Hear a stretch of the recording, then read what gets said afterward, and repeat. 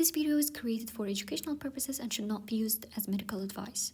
And it's based on an article that's published in American Journal of Case Reports in February 16th, 2025. It was supposed to be a normal evening.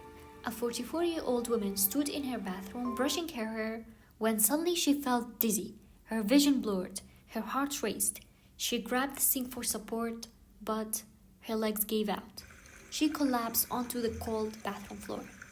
Minutes later, paramedics arrived. Her skin was clammy, her breathing was shallow, her heart beating dangerously fast, 118 beats per minute. Her blood pressure critically low, 74/42. Her oxygen levels a shocking 72%. What had just happened? In the emergency room, things escalated. Her heartbeat slowed, then stopped to 0 beats per minute. The monitor flatlined, indicating cardiac arrest. CPR began immediately. A team of doctors fought to bring her back. Multiple doses of epinephrine was injected. Minutes passed, feeling like hours. Then a miracle. She gasped. Her heart restarted.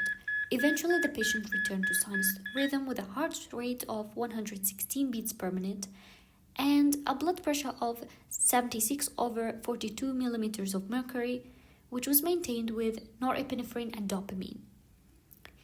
This patient was admitted to the intensive care unit for further treatment. Her family members denied any knowledge of her medical history, but she had experienced a miscarriage at the age of 28. Apart from stupor and distension of the jugular vein, no remarkable abnormalities were found during the physical examination. However, her ECG showed something unusual, a right bundle branch block with a QR pattern in V1, a clue, a warning sign. The clinical features, especially the abnormal signs on the ECG, increased the doctor's suspicion on high-risk pulmonary embolism, obstruction of the pulmonary artery or its branches by foreign material, usually thrombus that originates elsewhere. 10% of them leads to infarction, which presents as shortness of breath, coughing up of blood, chest pain, and pleural effusion. The doctors made a bold decision: thrombolysis, a high-risk treatment, but her only chance.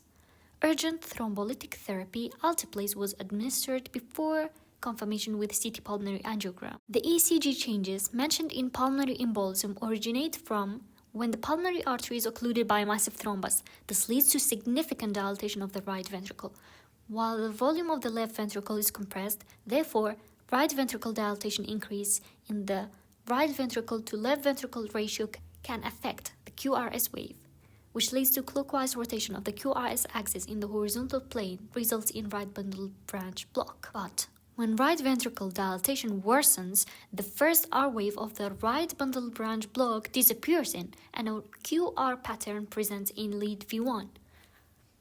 30 minutes later, an ultrasound confirmed these suspicions. Her heart's right ventricle was swollen and struggling, but the clot was starting to break apart. And this is her ECG 2 hours after thrombolysis. But why did this happen in the first place? This lady had antiphospholipid syndrome, a condition that makes the blood more likely to clot. She had no idea she had it, which explains her pregnancy loss. 6 days later, antiphospholipid antibodies were positive. She was treated with warfarin, and the patient followed up with the rheumatology department after discharge. So why is this case important? Because her ECG saved her life. However, the guidelines recommend using echo or CT pulmonary angiogram to diagnose pulmonary embolism in patients with hemodynamic instability. However, these tests may delay cardiopulmonary resuscitation. And in emergency, there is no time to wait for a scan. The QR pattern in lead V1 on an ECG is a huge red flag for pulmonary embolism.